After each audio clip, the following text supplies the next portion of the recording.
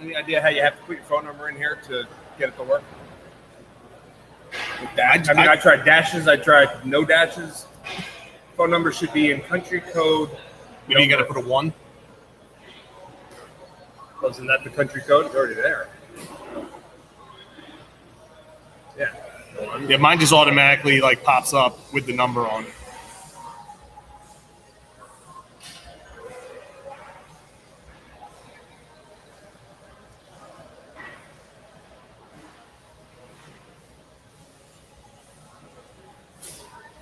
All right, how much time do we got to?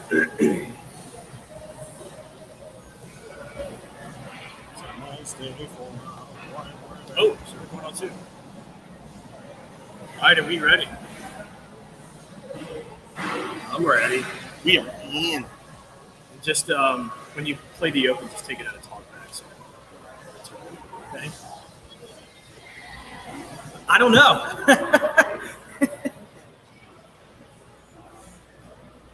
It's still bothering you that bad? So not getting better? 4 to 6 weeks? Oh, man. You're going to have a great summer. Here we go. I'll get on StreamYard before. Sam's there.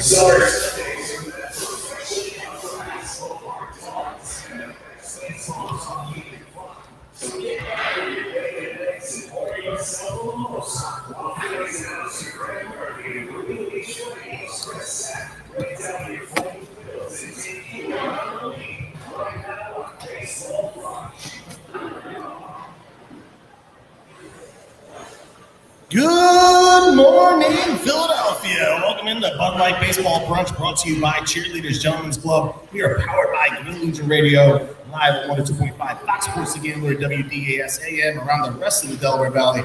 Or simply download that iHeartRadio app, and you can listen to us anywhere, crystal clear, worldwide. Was that Brace that did that? It is a beautiful day here.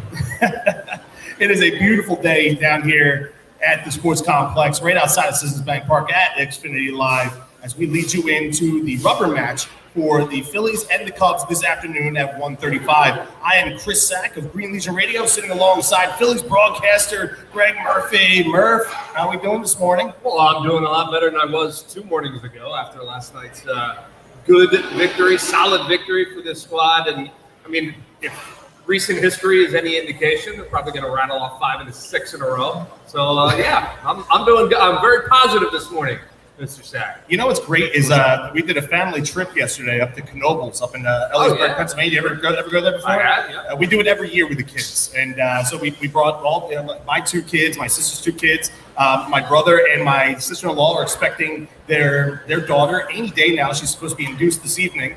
So congratulations to Kevin and Rachel. Rachel with an E, not Rachel like mine. But we were getting in the car last night, driving on our way home, and I caught a signal on the Phillies radio network somewhere up there. And at the time, your broadcast partners were talking about you streaking. Oh, you jumped in at the perfect time. The perfect time. Yeah. And I'm sitting there, I'm like, I can't wait to ask Murph about this tomorrow morning, as it was great radio between Fransky and LA as they were talking about you. Your days back at St. Joe's. I'm just going to let it go. I'm not filing any kind of slander or libel suit on the 2 of them. They like to have some fun at my expense. Neither confirming or denying any of the reports. But let's just say it was a long time ago. But in terms of streaking, that's what we need right now from the Phils, right? Yeah, well, we need a positive streak. Right. Well, that's positive streak. It's we're going to get into it when we get out of the box here, but it's way back and forth. The seesaw life that is a Phillies fan, as a Phillies player. It's on this year. Really as a broadcaster, it's insane for sure. But this first segment is brought to you by our friends over at State Farm. Here's the deal: when you combine State Farm home and auto insurance, you save an average of $889. State Farm agent David Russo is ready to help you combine home and auto in South Jersey and Pennsylvania. Call Dave today at 856-740-5012. That's 856-740-5012. Like a good neighbor, State Farm is there. Average annual per household savings are based on the 2019 national survey by State Farm of new policyholders who reported savings by switching to State Farm. Individual premiums will vary by customer. All applicants subject to State Farm underwriting requirements. Joining us today on site as well. I hope, normally on Saturday mornings he tweets out about the best radio show in Philadelphia between Dick Trotti and Mike Kern. I'm hoping that now he's tweeting out about the best baseball show in Philadelphia. That's right. I mean, is that what we're doing right now? And then we have Sean Brace is back in studio on the board for us. I don't know how Slash gets another weekend off. This is absolutely The crazy. man works hard. He deserves it. But I said when I walked in and saw John today, I said, we have some royalty in the house. We have royalty. Yeah, and it's great to have Sean back in the studio as well. So I feel like we're in good hands today, Zach. Absolutely. It's way better Let's than try being in not to Quippy's screw it hands. up. Let's really try not to screw it up. We're headphoneless today too. This is weird. I'm getting, it's just direct point of contact. But hey, listen, we didn't do this last week because we were out in Denver. Great time, great weekend outside of the ending on Sunday. It wasn't the outcome that we were looking for, but hey, first series win in Denver and first time in 11 years. There's a lot of positives to take away from that series, a lot of negatives to take away from the rest of the week, which we'll dive into shortly. But we did not give away tickets last week, so we're going to give away 2 more tickets for the upcoming Phillies-Tigers series on Monday, June 5th at 6:40 p.m. as we welcome back Nick Maton and Matt Vierling. They should be receiving their National League Championship rings that evening. Looking forward to having them back here as well. Today, let's keep it simple, let's keep it loose, let's keep it fun. Your favorite movie comedy. See, I don't think that's simple. I have like 50 that I could choose. Yeah, but you only have time for a top 5. I know, so that's why it's not easy. I try to make it as difficult as possible. I'll give you one right off the bat that ties into our show, ties into my life, because we talk about this all the time. In terms of comedies, you got baseball involved. Major League, the original Major League to me is still one of the most quotable movies of all time. We quote it all the time in the broadcast booth with the guys. I mean, it's constant. Someone throwing out a line here and there, and it's one of those movies for me. If I'm flipping through and I see Major League is on, I'm watching. So I'll put Major League in my top 5. But I'm telling you, I could name 50 comedies because I love them. But we'll put Major League on. And I'll give you my other 4 later on. I'll tell you what I quote every single day, Dumb and Dumber. Yeah, that's a great one. I agree. True American classic. Even you can use any of the quotes in that movie at any point of any day throughout the course of your life. Just random ones too. Like when he walks out of the convenience store and the 2 guys are just hanging out there and he goes, "Oh, big gulps, huh? Well, see you later." And he gets in the car and it's just like, just stupid things like that. But it's just, there lines throughout the whole entire movie. Jansen, what do you got for me? So you two, it's funny, you two both named movies that had awful sequels as well. Yeah. Dumb and Dumber 2 was often absolutely that's the case, terrible, right? And Major League 2 was the worst sequel. Horrible. One of the worst I've ever seen. Mine, I like Talladega Nights. I just watched it. We just talked about It's that. a great, and in terms of quotable movies, Austin Powers is the best quotable. Yeah. Not any of them. Powers, They're so good. Again, all in my top 50. I would put all of these in my top 50. So comedy movies, they bring so much joy. When you need to just 2.5 hours to turn your brain off and just laugh and feel good, a great comedy is where to go. And thankfully, we have lots to choose from. In order to win the tickets, you must answer in the comment section of the Green Legion Radio YouTube channel, the Green Legion Facebook page, or our Twitter handle @Green Legion. Our collective favorite answer will win at the beginning of the final segment when MURPH gives us the rest of his top 5. Now, you're talking about how you need a good 2.5 hours after certain things, and most of this week we've needed to have comedy hour. Thankfully, they've been on the West Coast. And, hey, listen, we're still defeated in the state of California this season. Yeah. And the bad thing is we're going back to California here soon. And if we get swept by the A's, we're not playing any more games in California the rest of the season. I literally said that exact statement to someone yesterday. I said, seriously, if we go out there and lose 3 to the A's, let's let California fall right into the sea at that point. Because I don't need to go back. Why go to San Diego? Yeah. It's funny because obviously, those cities in California are great places to visit. And we had beautiful weather in San Francisco. That ballpark is amazing. And, you lose 3 straight to the Fighting Caps. And, you take great pleasure in saying that because you know not it. really? No. I know it drives you nuts. So yeah, a little bit. But they are 13-4. I think I have that number right. 13-4. The Giants are against the Phillies since Gabe Kapler has taken over as their manager. You know that Gabe is feeling pretty darn good. Christy Lynn just made the same noise that I just wanted to do, but I can't do that on air. It hurts, but they have our number at this point. I assume they're coming into town at some point here. Oh, right? of course they are. Yes. Yeah. So hopefully we can turn the tables a little bit. But yeah, 13-4 since Gabe took over. And look, we did not play good baseball in San Francisco. That's quite obvious. And didn't play good baseball in Los Angeles either. In fact, probably played worse in LA. And no doubt that was about quite it. obvious as well. So yeah, I think the next time we hit California, it's San Diego. No, it is Oakland. It's Oakland, yeah. Yeah, we go to Arizona and then Oakland. Yeah, you're right, in June. On a West Coast trip. And then we head to San Diego later. So hopefully we can turn things around when we play the Oakland. We'll see. Well, let's not try and jump that far ahead. Well, it's just nice knowing that we have to go back to California a couple more times.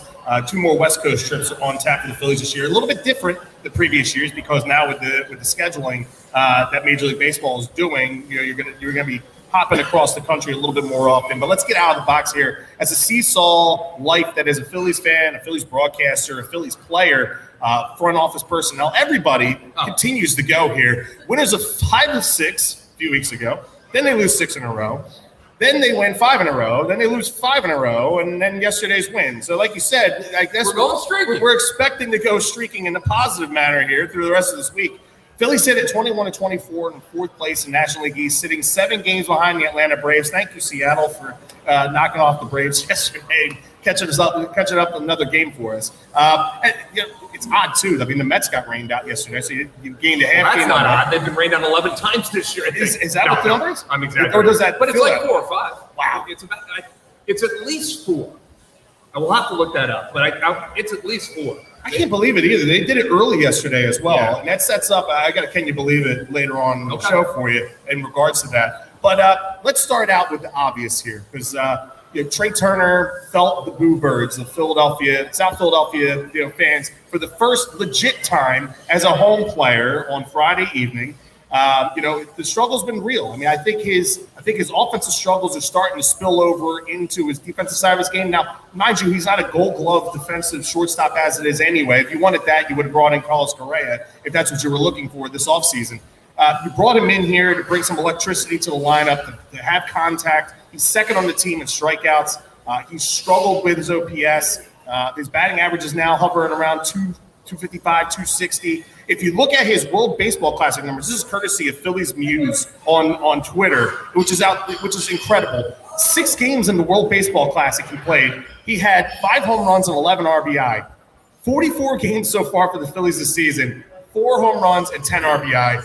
What gives, Murph? Okay, so all of that is everything you said is true, obviously. It's funny because I saw that you had written that he had experienced the boo birds for the first time. Obviously, I was at the game the other night.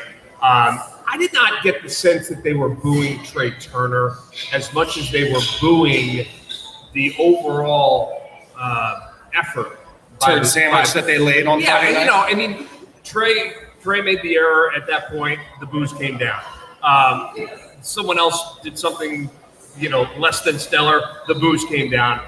Every time the Cubs got a hit, we heard the boo. So I feel like that particular night, that crowd, it was so lopsided. It was early. The Cubs jumped out once the Phils got the early lead. Then the Cubs came back, and it just felt like it was all kind of piling. So I'm not saying that it wasn't directed, partly at Trey Turner. It probably was, but I think it was directed really as collectively as the 9 guys out there on the field at that particular time because nothing was going right. That said, you laid out the numbers from the World Baseball Classic for Trey Turner and compare them to the numbers 44 games versus 5 games. It's remarkable when you stop and you think about the production that he had at the end of the World Baseball Classic versus what he's done so far this season. That said, if you want to spin it in a positive direction, which I've been known to do from time to time. Yes, you do. It just goes to show you that in any 5-game stretch, Trey Turner can double his numbers. His output of what he's done so far. And that is totally what I expect will happen at some point. I mean, Trey Turner is way too good of a player, has way too long of a track record to think that at the end of the season, he's going to have 9 home runs and be batting 260. I don't see it. I don't think there's any chance of that. Right. I think he's much more likely to finish the season hovering around 300. I think he's much more likely to have well into the double-digit home runs and probably 70, 80 RBIs as well. I believe that's where he's going to end up. He's just going to have a hot streak that's going to turn things around for him, much like things happened for Schwarber last year. Was it more of a breather reason why yesterday Topper gave him the day off? Absolutely. I mean, he's played in every game so far this season up until that point. Yeah. More so to kind of just give him a break from everyday action and just get him on the bench. Let him work with Kevin Long in the cage. What did you pick up from that yesterday? And then you see the offense explode the way that it did. Yeah, and again, I don't necessarily think one has anything to do with the other. It was an off day for Trey Turner. Everybody gets him. It was his first full off day of the season. There was one other game he didn't start at shortstop, but he was the DH that game. Right. So that's not really an off day, right? It just takes him away from the plate.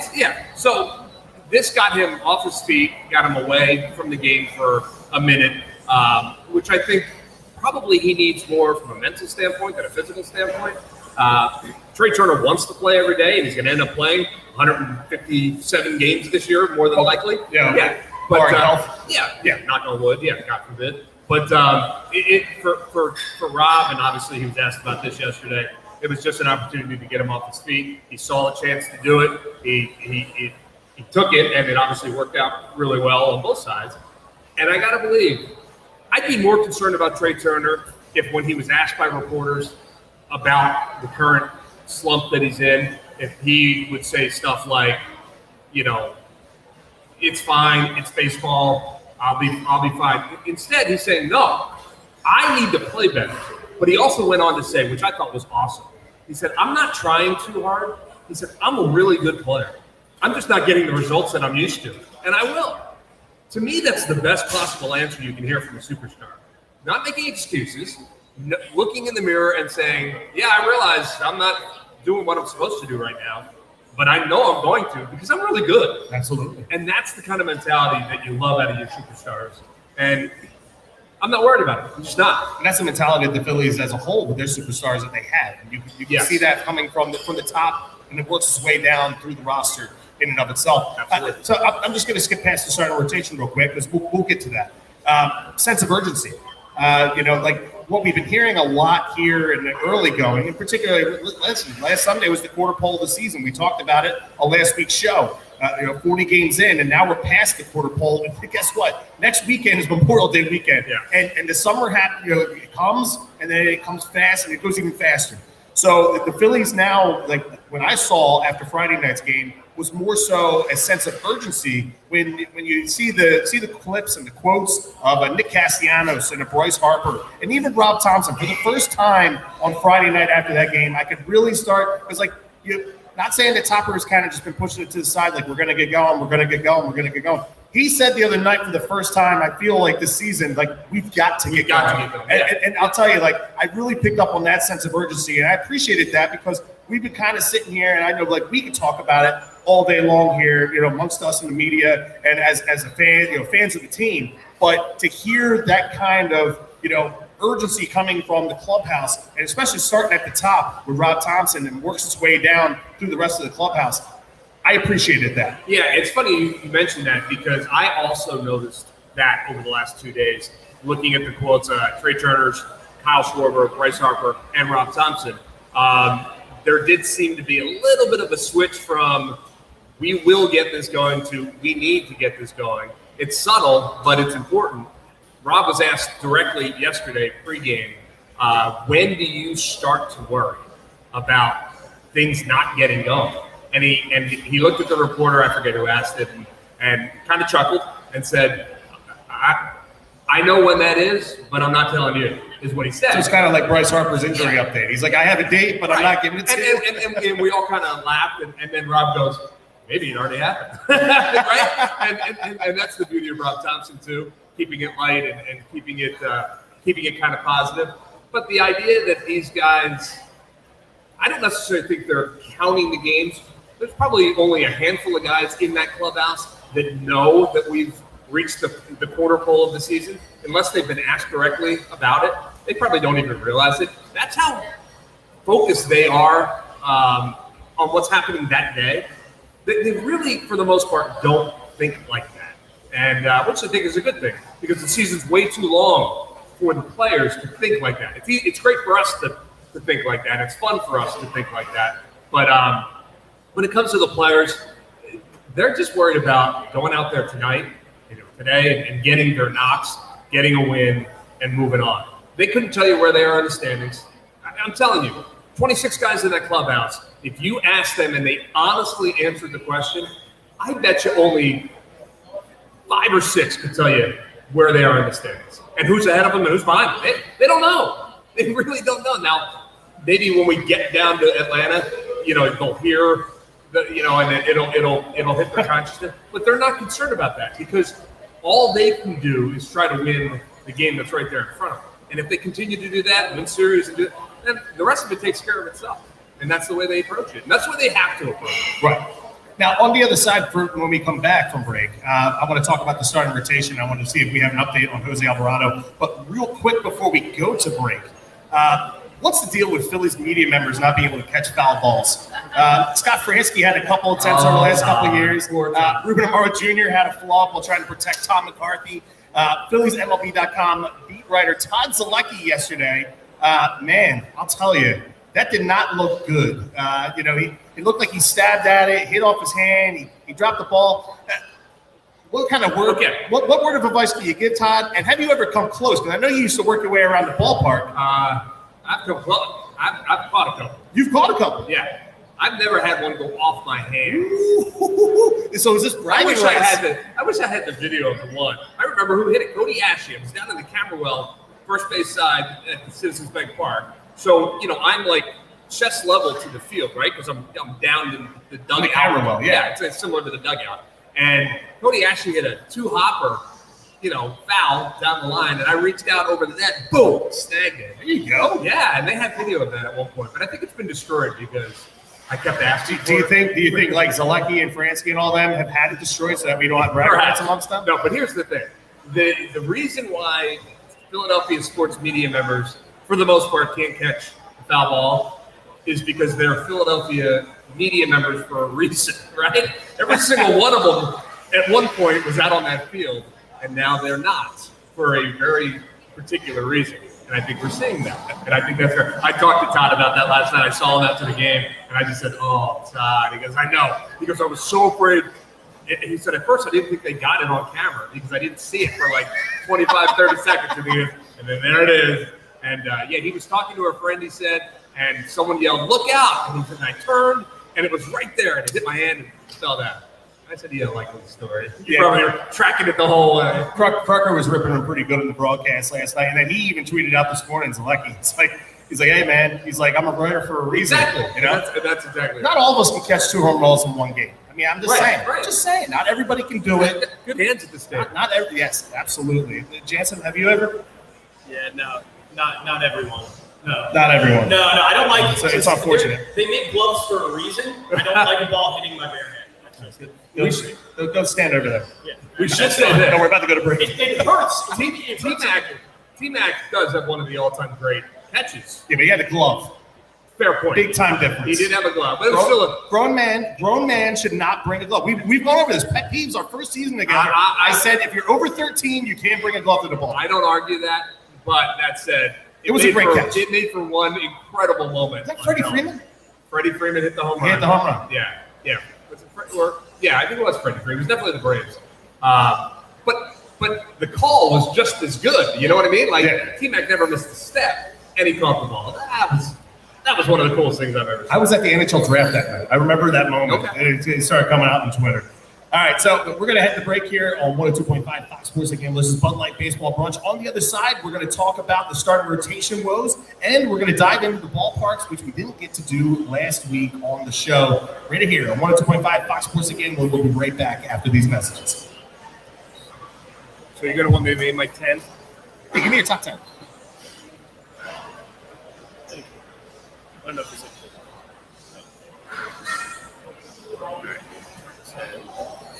Can I do it in no particular order? However you see fit, partner.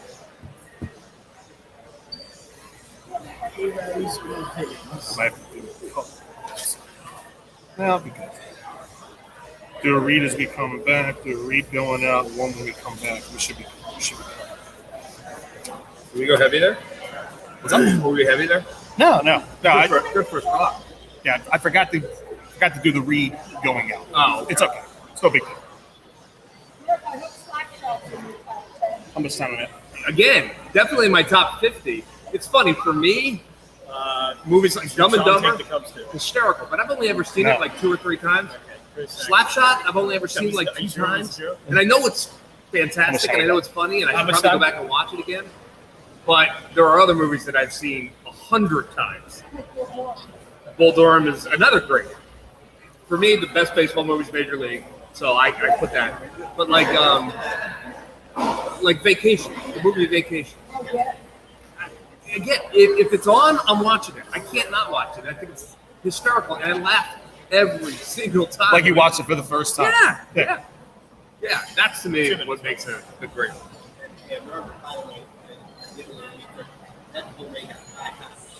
What? 5 times. There you go. Did you see Steve Cohen is looking into investing in a retractable roof to put over top of the Are you being serious? I'm dead serious. Oh my God, that's. But the thing is, though, is if they would have got it built like 10 years ago, it would have been like $250 million. Now, because of cost of inflation and all that stuff, it's like $900 million to put it on. Yeah, and for him, that's the difference between $500 for you and I and $5,000 for you and I. Correct. Yeah. Oh, that's interesting. I hadn't heard that. Yeah. I love that. You know they're giving out Howling Rooms bobbleheads for up here next week. Oh, is that next week? Hey guys, how we doing? Oh, thank you. I appreciate that. Thank you.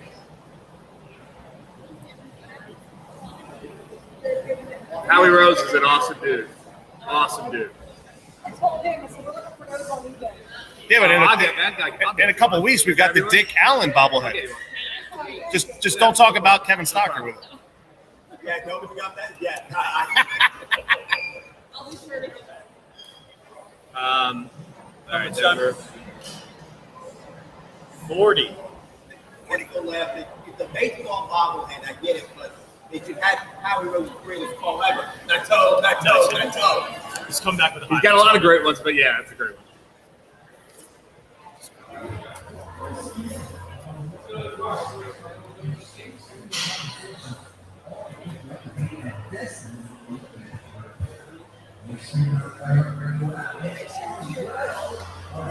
Sean's playing a highlight there, so hopefully you can hear. I want a Top Dog Law commercial. You might hear it here. Top Dog Law.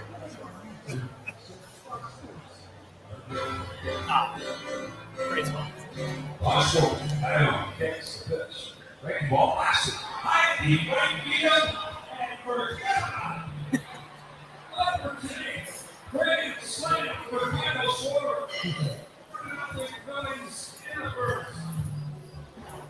You know when Scott Bransky says blasted? You know, that thing is so far out of the ballpark. That's his line when it's a no doubt about it. And when he said blasted yesterday in terms of the Kyle Schwarber Grand Slam, that was such a huge swing of the bat because, you know, JT had just popped up. Bases loaded, nobody out. JT pops up. And now you think, oh boy, if Schwarber were to strike out here, they could see themselves out of this inning without any runs. And then bang, 4 just like that. First Grand Slam, I think, since June of 2022.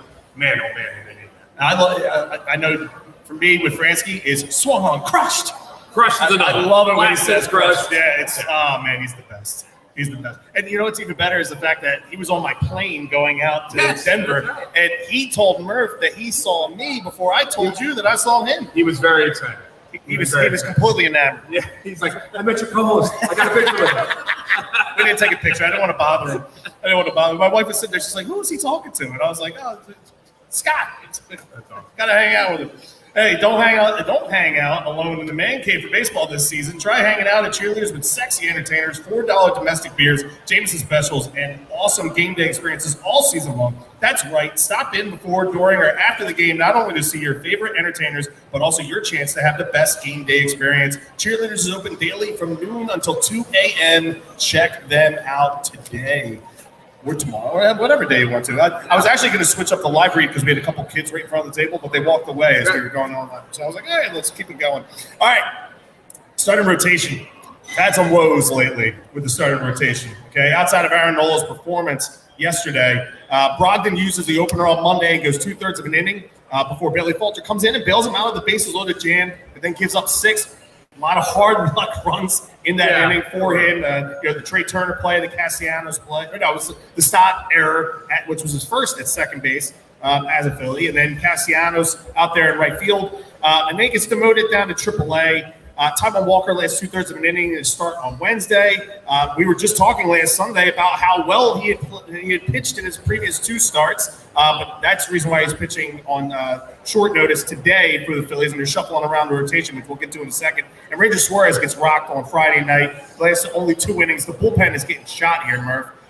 What can we say about the starting rotation? Obviously, you've been saying it for a couple weeks now. Your big worry has been about the starting rotation. Outside of thinking that eventually the offense would get itself together. But here we are, lo and behold, and this was not a good week for the rotation as a whole. No, and it much like the winning and losing streaks, they seem to go week by week. A couple of good starts in a row by the starting rotation, then a couple of poor starts, then a couple of good ones. I think the one thing that you can look, it hasn't been good, and I'm not going to try and sugarcoat it. Well, I guess I am going to, based on what I'm about to say. You normally do sugarcoat, but. You mentioned kind of Brogdon loading up the bases. Might as well be a bakery. Yeah, but I mean, the 2 base hits that they got were bleeders through the. You know what I mean? It's not like these guys are getting rocked. Even Ranger Suarez, in his second outing of the season, he wasn't getting rocked. I mean, they were like jam shots that were falling in here and there. Control issues. He was having a little bit of control issues. You're right. The problem has been when that happens to Phillies pitching. They have been very inconsistent in being able to say, you know what, I need an out right here. I need to go get it and reach it back and getting a strikeout or getting, in on someone's on the label on somebody and popping it up. Very often this season in those scenarios, that's when the base hit comes again. And that's been the problem. That was the problem with Bailey Falter. That was the problem recently with Taiwan Walker, and that's the problem with Ranger Suarez, although I think we have to give Ranger a little bit of a pass. It's still kind of back into spring training for him. Right, yes. But, and then when Zach and Aaron have gotten into trouble, that's been the problem with them too. And so Aaron yesterday was a completely different guy, right? When he needed to get it out, he got him. He was dominant yesterday. Easy with the 6-0 lead after first. Well, you would think, but it hasn't been before. We've lost those. Yeah, the 5-0 lead on opening day. Exactly. So my point is that he went out and yes, pitched with the lead, but he pitched in dominant fashion. Really only made 1 or 2 mistakes yesterday. Swanson hit one of them out, and that was it. So the rotation is an issue right now. They're looking for depth. They're looking for guys to step up.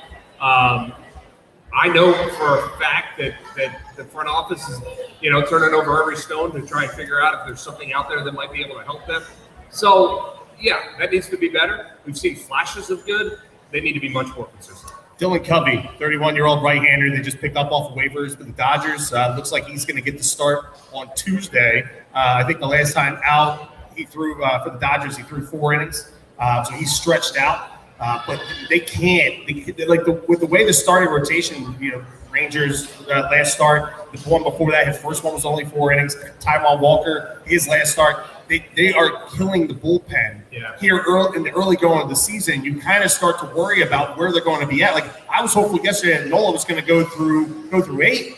Brogdon pitched again yesterday in 8. Yeah. So I was, anything, let Cody Clemens pitch again if that's the case. It was just, for me, I was a little bit annoyed that, he was at 96 pitches. He has shown the independence that he can go out there and give over 110 pitches. Right. I was Having Brogdon pitch again yesterday was like, to me, like the one flaw of the whole entire game. Okay, and that's fair. I'd have to go back and look as to when Connor pitched previously. I don't think he had appeared in the Cup Series, and we have the day off. Kimbrel's barely pitched this week too. Right. So that sometimes dictates, who's going to come in. Winning or losing in any particular situation. Sometimes they go into a game saying, we have to get this guy an inning of work if we can. Now, if the starter's cruising with 75 pitches headed into the eighth and pitching a no-hitter, they're not going to pull him to get a guy work. Right. But if the situation presents itself, then they are going to do that. And I think that's kind of what it was yesterday. And look, Aaron was terrific yesterday, and he threw almost 100 pitches. It's okay to get him out too, right? And get him off his feet and say, job well done kind of thing, because you're going to need him to do what he did yesterday 15 or 20 more times before the end of the season. Yeah. All right. So why don't we go ahead? I want to know real fast, any update on Jose Alvarado's condition? Yeah, not much. It's kind of been the word that's been put out over the last week. He's throwing right now. He's out to 75 feet on flat ground. Has not gotten up on a mound yet. But the important thing is when he is throwing, he's experiencing no issues, no pain. So the next step will be to get him out to 90 feet, which could very well be happening today. I don't know. It's basically an every other day kind of thing. I believe the 75 feet was 2 days ago, so that would make sense. And then they're going to get him up on the mound, let him throw, let him pitch a little bit. But he is going to go out on a rehab assignment for sure. And so he's not Bryce Harper. Yeah, you are. So if you ask me, I would tell you that we're probably several weeks away from seeing Jose Alvarado back on the mound. As long as he continues to progress, though, and stay healthy. Again, I wouldn't rush any of these guys. The bullpen, in my mind, is deep enough right now that you can get by. You want Jose in there, obviously, but I want him in there in August and September, completely healthy and dominating again. So I'll give him an extra couple weeks in June and July to get to that point. And I'm not saying that's what the Phillies are doing, but I wouldn't be surprised if that's what the Phillies are doing. Right. All right. So last week, we talked about on the show. We were both out in Denver. You've crossed every single one off your list now, right? I mean, Texas opening weekend was the last one that you had. No, I had been to Texas. It was last year. They were there. 2 years ago. The year it was built, we were there. Well, the year it was built was 2020. You couldn't have been there. Okay, so then we were there. Although they did have the COVID World Series. I had tickets in my shopping cart. Well, no, I didn't like go to the World Series. I was itching for sports, and I almost went to Texas for the COVID World Series. Yeah. This year in Texas was my second time. Second time? I don't know when the first. But anyway, but you got yes, all 30. I think, I don't know for sure, but if I had a bet, I've probably been about 35 or 36. In total? Yeah, when it's all said and done. Probably 35.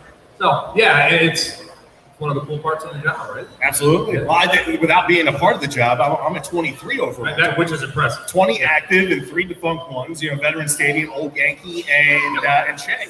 But let's buzz through here, because those that haven't had the fortunate ability to be able to do what we do as far as being able to travel and see these ballparks across the country. Let's give our top 10 each, and let's see if we have any that are comparable here. I would imagine we do. We probably do. But let's see if we have anything that's comparable. We don't have to dive too far into the ballpark itself. We only have 5 minutes left on this. All right, this give me yours first. Okay. Actually, are we doing this in order? Well, for me, I'm going in order. All right, give me 10 through 5. Or 10 through 10. Start at 10. So 10 for me is Truist Park in Atlanta. Outside of the chop, I enjoy it. I like the battery. All right. Fenway Park is number 9. A little bit overrated. The sight lines, the seats, they're uncomfortable. Busch Stadium in St. Louis is number 8. Miller Park in Milwaukee is number 7 for me. Now, keep in mind, I haven't been to some of the ones that you've been to. San Fran, San Diego. Okay. All right. I haven't been to those ones. That explains a lot. Okay, I haven't been to those ones yet. Or Seattle, Houston. I haven't been in Texas. I got a whole, whatever. I got 10 more to go. Comerica Park. I think it's very underrated. I like the old school feel in Detroit. But that's number 6. Coors Field is now number 5 in Denver. Dodger Stadium, I love Dodger Stadium. I love being able to walk in through the upper tank with the ravine and all that stuff. That's number 4. Camden Yards is 3. PNC Park is number 2. And Wrigley Field is number 1. Now, did not put out there that I do not put Citizens Bank Park into my rankings. But if someone asked me the other day, without being a homer, where would you put it? I got it in that Camden Yards, Dodger Stadium, Coors Field range, probably ahead of Coors Field, maybe right behind Dodger Stadium, maybe right above it. That's where I would put Citizens Bank Park. All right, that's funny. I thought we were going to cross over a ton, but you haven't been to a couple of the ones that I think are pretty spectacular. San Fran, I was there. I was 2004, just graduated high school. I was in the Bay Area for 9 days. All right. The Giants were gone all 9 days. The A's were home, so we went to Oakland Coliseum. Oh, not on your list? That's so surprising. No, that's very last on my list. but they had, at the time, they had Mulder, Hudson, and Zito. And I saw Mark Redmond pitch against the Tigers a year after they were one of the worst teams in Major League Baseball. What a trip. Gotta love it. But I was at McCovey Cove. I was at the ballpark. It is gorgeous. Just haven't seen a game there yet. Yeah, you know what? And I'll give you my list now, but you need to do that. It's a beautiful place, great place to watch a game. It used to be that they sold out every game, and the atmosphere there was pretty electric too, which is kind of cool. They're less than selling out nowadays, but still, it's a great place. And fun fact, San Francisco and Pittsburgh PNC Park, built by the same architectural firm, and almost an identical layout.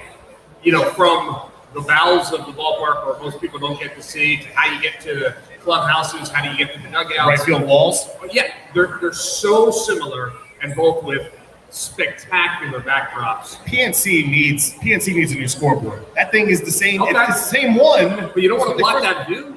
No. It's in left field. You're not blocking the view. You're still getting the Clemente Bridge. You're still getting the skyline. But they need, in left field, they need an update. Fair enough. They still have the pixelated stuff that the Veteran Stadium used to have. I love that stuff. Yeah, that brings back my childhood. All right, here we go. Too. Let me give you I'll give you 10 through 6 as well. All right, real quick. Toronto. Great ballpark, kind of cool. Certainly better when the roof is open on a beautiful day in Toronto. Toronto's a great city to visit. Once you get through customs and everything, and you get past all of that, it's the only place we have to do that kind of thing. So it adds a little extra step. But Toronto itself, the ballpark, is really a cool place. If the roof is open, you look up and you see the CN Tower there, just kind of hovering over. People are plunging off of the tower. It's just neat. So that's number 10 for me. Number 9 is Milwaukee. Again, another one of the retractable roof stadiums, but when it's open, Milwaukee is a great place to watch a game. Yes. And again, great crowds, a lot of energy there. I really appreciate that. Gotta get down you gotta get you down Bernie Slide. You know what? Bernie Slide is something I haven't done yet. One of these days. I'll do that. But great place to go. All right. Number 7 for me. No, you're on 8. No, I'm on number 8. Denver. Mile High, out there, Mile High. Great ballpark. We just talked about it. Everything about it is really nice. When the weather's great, it's a good place to be. Yes. Number 7 for me, Dodger Stadium. This could be higher. I love Dodger Stadium. Your point about coming in at the top of the ballpark, if people have never been there, you can walk in at the very, very top, and the view is just it's gorgeous. It's just beautiful, and that's it's the third oldest ballpark in all of baseball, and it's in such great condition. Part of that has to do with the weather, not being it's all right. But still, they've done a great job keeping that up to date, and it's a great place to watch a game. All right, number 7 for me. 6. I'm on 6 already. 6 would be Pittsburgh. Pittsburgh. Yeah. Wow. Oh yeah, it's a great place. Okay. Much for the same. No. Pittsburgh's 2 on my list. Oh, okay. Yeah. No, I'm going to put it 6. But it's a great place. I love going there. And again, kind of a cool city, very walkable, and we can walk to the ballpark. Number 5. Oh, I'm giving you number 5 now? I only got as far as 6 so far. All right, number 5 would be, did I say Seattle yet? No. Seattle.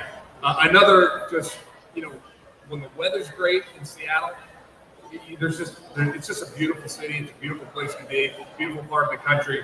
And that park, although it feels massive when you're in there, they did a great job kind of capturing the city and the feel of where you are in the Northwest. So I put Seattle on that list. Okay. 4. Right. Oh, you're going to make me keep going. All right, 4. Okay, come on, let's finish up the list. And then we're 4 would be Fenway. Fenway. Yeah. Again, it's hard to argue against Fenway Park. I mean, it is what it is. It's historic. I'm not a huge fan of the Red. Well, I hate the Red Sox. I guess that's a fair way to say it. So I have a little bit of bias towards Fenway Park. But you know what? If I'm being honest, if you're going to go watch a baseball game elsewhere outside of Philadelphia, Fenway Park's a pretty good stop for sure. Number 3 would be San Francisco. I didn't mention them yet. So that would be number 3 for me. I didn't put numbers next to these, obviously. You're good. Number 2 would be. Oh, I can't use Citizens Bank Park? Did I get an odd? You're okay. All right. Because to me, CBP is number 2. It's got everything you want. It screams Philadelphia. When the crowds are good, you get the backdrop. It's a beautiful place to watch a game.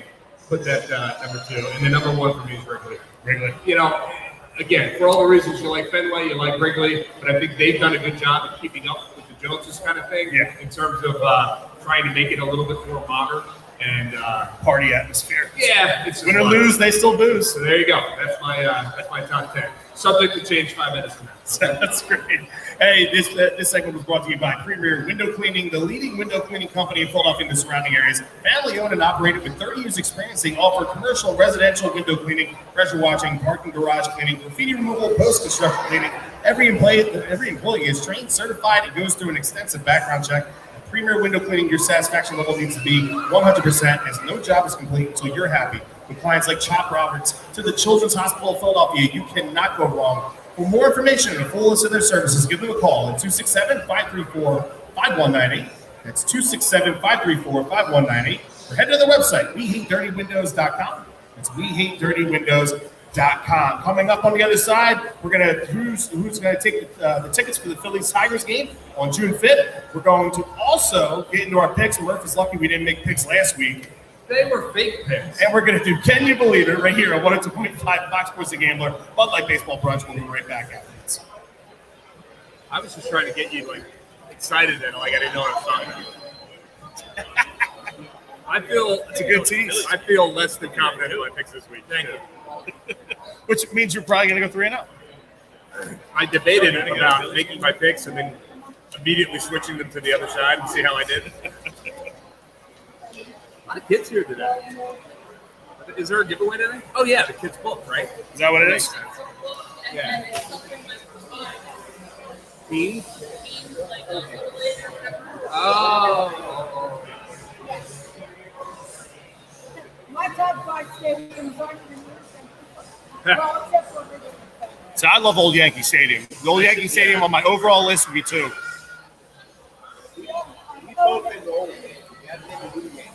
It's a big.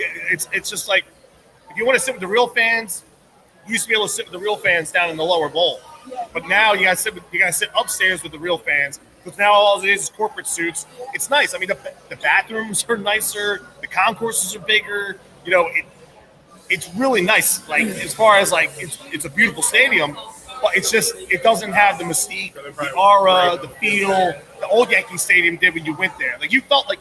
When you went to Old Yankee Stadium, you felt like you were in the Bronx. You knew you were in the Bronx. This right here, yeah, exactly. This stadium to me has the feel of like it should be in Manhattan. That's New Yankee Stadium is more Manhattan than it is Bronx. Yeah, my dad went out there back in '93. Yeah, Comerica, yeah. America's right in that 2000 range. Yeah. Yeah, it's been a fun ride. Seen a lot of great games, a lot of great memories. See, if I do Toronto, I want to stay in the hotel that connects to the ballpark. I want to be able to just sit in my room, drink beers that I bought outside. Yeah, they're renovating it really nice. Yeah.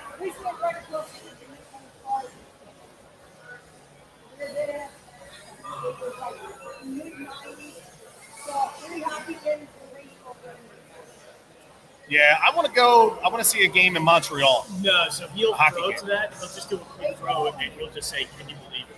It'll be right after our picks. Once I get my third pick, I'll say, "Can you believe it?" Bang. And what are you coming back with? Okay, Norman. Yeah, I've heard Bell Center's a really 90 electric seconds. place. 90 seconds, cool. And it's popping. Sorry, I'm trying to get the lineup into the producers over there. But I'm working on it. Turner back in 2. I didn't even look. I saw them. He's definitely in the lineup. Yeah, Turner's leading off. Wow, nice. Graciano second, Harper third, Romuto fourth, Schwarber, Baum, Sosa, Harrison, Guthrie. Stott's got the Scott's got the dab. Now it's a righty going today, right? Justin Steele? Yeah, he's been pretty good. Yeah. His numbers are good anyway.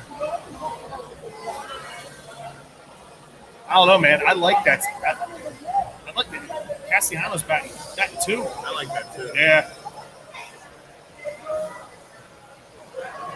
How are the Phillies a favorite? It doesn't make any sense. It makes sense because they want you to bet the other way, right? Justin Steele is 10 times better than Tyler. And he's probably going to get smoked for 7 today. I mean, like, that's Yeah, baseball. that's the thing. I almost would rather a guy like that for this lineup. Here we go.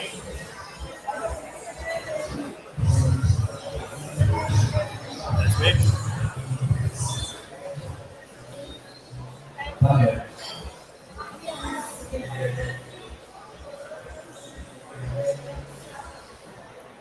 All right, welcome back. Final segment here on this beautiful Sunday morning in the Delaware Valley as we lead you in the Phillies Cubs this afternoon at 1:35 at Citizens Bank Park. We are live down here, staying live, and we will be back down here again in a few weeks as the Phillies hit the road for a lengthy trip, 10 games, National League East trip through Atlanta, New York, and Washington. So we won't be here the next couple of weeks. You'll be in Atlanta next Sunday, and I will be. None of those ballparks made my top 10. I mean, Truist Park's going to get pushed out once I get San Diego, and Seattle, and San Fran. But like I said, minus the shot. I dug it. It was nice days. And Southern hospitality is a real thing. Nice people. But you know who's really nice? The people down there with our good friends at the Ludlam Hotel in Sea Isle City. Yes, it is fully renovated. Ludlam Hotel at 4000 Landis Avenue in Sea Isle City. Yes, it's the Old Acosta. You guys need to get down there and check them out. Memorial Day weekend is next weekend, so it is going to be popping this summer. You guys want to make sure you get down there and check them out. Hopefully, we'll do another remote broadcast down there this year. Sounds good to me. I think I'm going to spend the night down there this time as compared to coming home and sitting out and baking here at Citizens Bank Park. But, you guys, the hotel is open year-round, and all guests enjoy free Wi-Fi, 1 free parking spot per room, and complimentary beach tags for all registered adults. Walking distance is everything. Check them out at ludlamhotel.com. That's Ludlam, Ludlan, hotel.com. Or call them at 609-263-7829. That's 609-263-7829. For all your reservation, dining, or entertainment questions, the Ludlam Hotel, your new oasis in Sea Isle City. All right, let's go ahead. Murph, give me the rest of your top 5 favorite comedies, and then we'll go to our do you want me to do? I got to get your top. All right, real quick. Vacation, the original Vacation. The original movie. Vacation. Phenomenal movie. Made me laugh. Well, it makes me laugh every time I see it. City Slickers. Dude, great movie. Great movie. Great Again, movie. another movie that I quote all the time, and I think that's part of it for me. American Pie. And the reason I put American Pie on the list, I had no idea what it was about when I saw it in the movie theater. And I'm not sure I've ever laughed harder in a movie theater than I did watching American Pie. I mean, it was outrageous, as everyone knows that's seen it. Yeah, I was watching Little Mermaid last night. Dude, she's a mermaid. That Ariel, she's so hot. Dude, she's a mermaid, dude. I know Oz, but not when she's on land. See, and that's just great logic right there. Yeah. But anyway, so American Pie, phenomenal movie. And my 5th one, I'm going to go old. Not the movie old school. Not old It's really good, but I'm going to go old school. You could go there too. With Animal House, which was the original old There you go. school. Yes. Again, any movie that can still stand the length of time, 50 years after it was made or 40 years after it was made, is a good one. There's so many more. But So many. But here's the ones that we got. Grumpy Old Men. Wedding Crashers. Hardest I ever laughed in a movie theater. Wedding Crashers. Yes. Porky's. Funny. Step Brothers. American Pie. Happy Gilmore. I think we both know who we're going to go with. Well, it's on your list. I put American Pie on my list, and No, someone nailed it. Yeah, I got to go with that. American Pie, congratulations, Sam. We'll go ahead and get your information so I can send you over the tickets, Murph. All right, listen, we did our last picks here a couple weeks ago, and for you, like I said, you would have went 0-3 last week.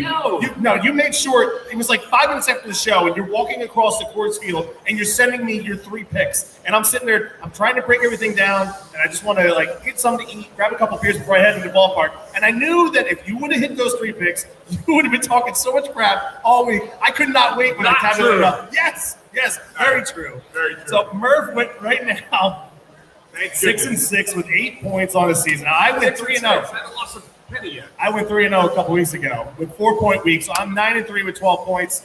Give me your first pick. All right, my first pick. This is my low-hanging fruit of the week. I wouldn't be surprised if you had this game too. But A's and Astros get together today. It seems like a lopsided affair. What do you get? Minus 195? According to what the book guy used to look at these numbers, minus 365. Minus 365. Is that even possible? Dude, if you go minus 365, you know you're probably going to be like getting like a quarter point, right? Oh, come on. I thought 1 was the lowest you could get. Let's go with that. 1 is the lowest you can get. Dude, if you're minus 200 or above, it's a half a point. All right, get back to me on my pick. I'll give you my underdog. All right. Brewers and Rays. All right. Ready for off the Jalen Beeks. Brewers are plus 122. They lost the first 2 games of the series. I think they win 1 against the Rays, even though the Rays are the best team in baseball right now. But give me the Brewers as my underdog today, plus 120. All right, cool. So I'm going to go with my favorite. I'm going to go Diamondbacks, minus 125 at the Pirates. So far, they've split the series. Merrill Kelly against Contreras today. I'll put my money on Merrill Kelly, minus 125 in Pittsburgh to pull out the W. Because guess what? It's going to be their last one in the next few days. All right, I like it. Having the Yankees and the Reds, pretty good pitching matchup between the two today. Hunter Green and Luis. You thought so? I was about to go on the over, but Judge is out of lineup today. Yeah, well, so I see. It's funny you say that because I thought that seemed a little high at 9, and so that makes you say to yourself, "Go ahead, go over." But I'm an idiot, so I'm going to take the under. And under 9, I like to hear the Judges in the lineup. I didn't know that. So under 9, Yankees, Reds. Let's hope that both pitchers have a go. Much like you didn't know our scoring system either. It's the details I don't pay attention to. All right, my underdog is going to be Orioles, plus 165 at the Blue Jays. Heavy dogs against Kevin Gausman today. I saw that. They've won the first 2 in the series. They're 7-3 in their last 10. I'm going with the Orioles, man. That team right there, they can rake, they can hit. They may be able to wear down Kevin Gausman. The Phillies couldn't a couple weeks ago, but they did get to win that game. I think the Orioles are going to be able to squeak out just enough against a divisional opponent, against the Toronto Blue Jays. And I'll give you my over-under while I wait for you to make another pick. We're trying to cheat with a minus 385 favorite. Well, you know. My over-under is over 9.5 today, okay, between the Royals and the White Sox in the South Side of Chicago. Carlos Hernandez with a 4.09 ERA. Lance Lynn with a 6.66 ERA. Game time temps today around 70 degrees. I got the ball flying out of the ballpark today on the South Side, over 9.5. Murph, all right. Did you pick out a new favorite? Here's my new favorite. You're still trying to cheat. Nope, here's my new favorite. San Diego and the Red Sox getting together. Padres are minus 155 in this one. Give me the Padres. I've got no reasons other than I don't like the Red Sox, and the Padres are pretty good. So there you go. And this is why I don't gamble for real. Can you believe it?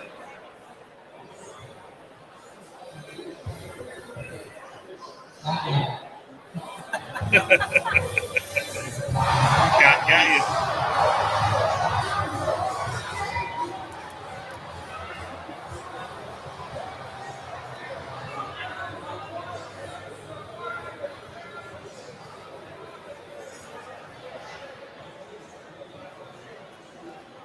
Can you believe it? 2 things we found interesting this past week in Major League Baseball. Murph, I will give you my first one. This one's courtesy of Sarah Langs, and I teased it earlier. Yeah, you did. I did. So, with Max Scherzer and Justin Verlander, the Mets would be the first team to start pitchers who have each won 3+ Cy Youngs in both ends of a doubleheader. In fact, they're the only team to start pitchers who had even won 2+ Cy Young awards in a doubleheader is also the Mets. They did it the last 2 games the Phillies ever played at Shea Stadium. Pedro Martinez versus Jamie Moyer in the day. And then Sunday Night Baseball, Johan Santana versus Cole Hamels. That was September 7th, 2008. I was at that. I was there for both. And I wound up, because I had a big giant Chase Utley decal in the back of my 95 GMC Jimmy. I came out after the nightcap, and the side view mirror on my truck was knocked off. Oh, yeah. It was hanging by the electrical cord, and I had to put it back in and drive home in the rain with the cord, so the rain was coming in through the side window. It was a fantastic day. A great night. Yeah, that's a good one. I did see that earlier. By the way, they just showed a promo for the Naked Gun on MLB Network coming up. And you know what? You can put that on the top. You can put that on the list, too. Absolutely. Don't call me Shirley. Yeah. All right. Oh, there's another one. Airplane. See, there's too many. All right, here's my first one. When we think about Nolan Arenado, you think about defense very often, right? Because he's one of the best third basemen ever played the game. How about this? With his 1,000 career RBI, 1,000 career RBI. I was overlooking it, but you know, I flaunt my words all the time. Nolan Arenado put himself in rare company. 1,000 RBIs, 300 home runs. Miguel Cabrera, Nelson Cruz, Joey Votto, Evan Longoria, Paul Goldschmidt, and now Nolan Arenado. Wow. How about that? Yes. Hey, this one's not about Major League Baseball. This one right here is courtesy of the minor leagues, okay? Colt Keith, all right, put on offensive performance for Double-A Erie this past Tuesday. And thank you, Adam Gilmore, for shooting this over to me. Make sure you guys check out the Unhappy Gilmore Show on Wednesdays at 6 o'clock, courtesy of the Green Legion Radio family. So he had a cycle in 7 frames, tacked on an additional single in the 8th for good measure. It's a cycle on a 6-hit night with 2 homers has never been accomplished by a Major League player, and only 4 have been posted on 6-hit nights. Most recently, Christian Yelich for the Brewers on August 29, 2018. Yeah, that's a good day at the office. Yeah, it's a pretty good day. You're earning your keep at that point. All right, Luis Arise, if anyone's been watching what this guy's been doing. Is he still over 400? No, he's not over 400, but the guy can flat out hit. Yes. I don't think he's over 400 anymore. He can break. How about this? Highest batting average since 2019. His debut, May 18th, 2019. Since then, the highest batting average in all of baseball. He leads it at 320. Since 2019, he's averaged 320 in Major League Baseball. Tim Anderson at 313. Freddie Freeman, 310. And number 4 on the list, even with the struggle so far this year, Trey Turner. At 306. So don't worry about him. But Luis Arise, that man can flat out hit. 387 is what he's batting going into today's game. Which is, he'll take that. Yeah, he's pretty good. Pretty good. All right, look at the week ahead. Today's rubber match with the Cubs. We have the Diamondbacks coming in for 3. Before we head out on a 10-game NL East road trip, starting with 4 in Atlanta for Memorial Day weekend. And how in the hell do you get another holiday off? Because the Phillies are off on Memorial Day. This is blasphemy. I'm going to put in a complaint with the commissioner's office about this. You should be working on the holidays throughout the season. You know what? It's weird when we're not. I'm not arguing with you. I think we should be playing on Memorial Day. I don't know. Last year you were kind of like, you know what? It's nice to have these days off. Well, it's always nice to have a day off. I don't care where they fall. Have it on a random Thursday in June. That's great, man. But Memorial Day, there's so I work when you guys don't, is when you want. Is that what you're trying to say? Yes. I'm fine with that. You know what? I got a big gig. I like it. Yeah, it's weird. I didn't even know we were off in Atlanta until like 2 days ago. So well, you're going to spend Memorial Day. Yeah, but you're not going to be in Atlanta on Memorial Day. You're going to be in New York, right? No, we'll leave New York on Sunday and fly to Atlanta Sunday night and be off. Wait, where do we go first? I don't know. You're in Atlanta next weekend. So we go to Atlanta first. Oh, so we have an off day in New York. In New York. Yeah, you're right. With the $50 cup of coffee that you get to drink. Right. All right, well, I don't care where I'm now. Actually, we probably would have golfed in Atlanta. I don't think we played golf up in New York, so I'll have to find something else to do. Go see a show. That's what I'm going to do. Good luck with that, partner. Let's go ahead. Let's finish up this home stand right now. You're in Xfinity Live. Okay. South Philadelphia, right outside Citizens Bank Park. All right. Thank you so much for everybody for today's show. For John Jansen live on remote with us here at Xfinity Live. Sean Brate's back in studio, slumming up with us on this Sunday. Super Sam Brady, thank you so much for hopping on and setting up the StreamYard for us. And Phillies broadcaster I'm the Greg post. Murphy. I am Chris Sack of Green Legion Radio. And like a 3-1 pitch to Ryan Howard, we are out of here. Everybody enjoy the rest of your Sunday. Let's go, Phillies. Thank you, Sean. Thanks, Sean. Yeah, great show, man. A lot of fun. Thanks. Yeah, man. Let's just tell Quimby and Slash I can stay home from now on.